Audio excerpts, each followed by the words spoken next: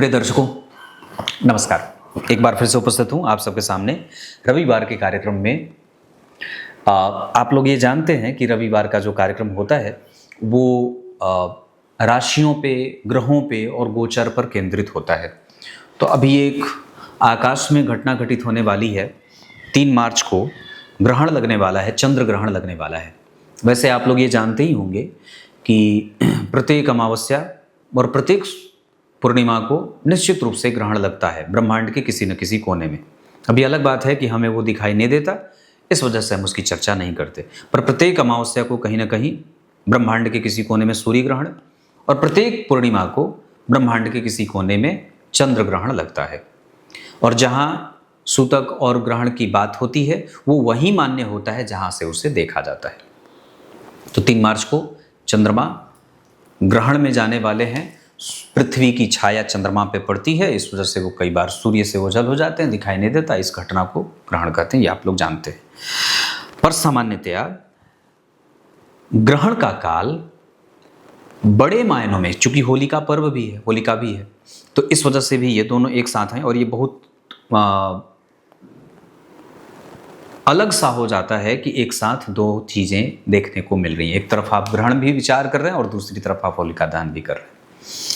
तो विचार करिए, तो जो समय है चंद्रमा के उदय होने का वो है सुबह शाम को 6:26 पे। और इस वजह से ये ग्रहण जैसे आदि, मध्य और अंत होता है ना, तो उसमें अंतिम चरण का ही ग्रहण हम देख पाएंगे। ये भी एक बात है। सूतक काल जो आरंभ होगा वो 3 मार्च की सुबह में 6:25 से सूतक लग जाएगा। सूतक काल लगने के बाद मंदिरों के पट बंद हो जाते हैं, पर्दे गिरा दिए जाते हैं और मूर्ति का स्पर्श नहीं करना चाहिए। अगर हो सके तो इस दौरान आप अपने मन को एकाग्र करने के लिए या किसी मंत्र की सिद्धि के लिए कोई भी काम आप कर सकते हैं, कोई भी मंत्र जप कर सकते हैं। यह भी बात होती है। ग्रहण का आरंभ जो होगा वो दोपहर में 3:23 से शुरू होगा, जो 6:47 तक चलेगा, है ना। 3:20 भी है और 6:47। ये पूरा ग्रहण का काल है। 6:47 तक ग्रहण रहेगा। और सामान्यतया जो अधिकतम ग्रहण का समय माना गया है वो है यही 6:30 से लेकर के 6:40 तक का। ये पीक टाइम रहेगा ग्रहण का। विचार करिए, ग्रहण काल में तो चलो एक टाइम फ्रेम की बात हो गई। क्या नहीं करना चाहिए? सोना नहीं चाहिए, चुप रहना चाहिए, बोलना नहीं चाहिए, व्यर्थ की बकवास नहीं करनी चाहिए, है ना। ग्रहण के समय पे, सूतक के समय पे चुप हो जाइए, शांत रहिए। इस समय हमें जितना ज्यादा हो सके अपनी एनर्जी को सही दिशा में, सही जगह पे लगाना चाहिए। माताएं बहनें जो गर्भवती हैं उन्हें बिल्कुल भी सोना नहीं चाहिए। पेट पर गोबर का लेप, गाय के गोबर का लेप लगा लेना चाहिए।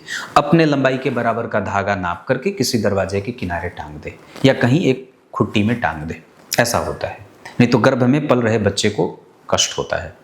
इसके बाद ग्रहण के काल में भगवान कृष्ण की उपासना करिए, ठाकुर जी की उपासना करिए, शिव जी की उपासना करिए, उनके मंत्रों का जप करिए, अपने गुरु मंत्र का जप करिए। कुछ नहीं है तो गायत्री मंत्र जप सकते हैं अगर गुरु दीक्षा से युक्त है तो। राम राम कुछ नहीं है तो सीताराम, श्री सीताराम, राधे राधे, जो कुछ भी आप करना चाहते हैं कर सकते हैं। ग्रहण का काल विशेषतया पुण्यदायक माना गया है। जिस तरीके से संक्रांति का काल पुण्यदायक होता है, उस समय किया गया पुण्य बहुत कई करोड़ गुना लाभ देने वाला हो जाता है। वैसे ही सूतक काल में या ग्रहण काल में किया गया कोई भी महान पुण्य का काम महानतम फलों को देने वाला होता है।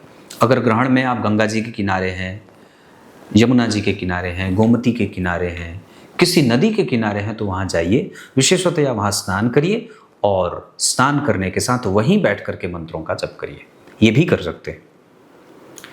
सूतक काल आरंभ हो तो पूजा आरंभ हो जाए, ग्रहण समाप्त हो तो आप नहा करके यज्ञोपवीत बदल लें, अगर पहनते हैं तो घर के भगवान ठाकुर जी जो हैं उनके कपड़े बदल लीजिए, भोग राग की व्यवस्था बढ़िया से कर लीजिए। उसके बाद ये नहीं कि पहले बना के रख लिया और उसके बाद फिर भोग लगा रहे, नहीं, उसके बाद घर को साफ सफाई करके और बढ़िया से ठाकुर जी का भोग लगाइए और फिर वही भोजन पाइए। ये ग्रहण का नियम है।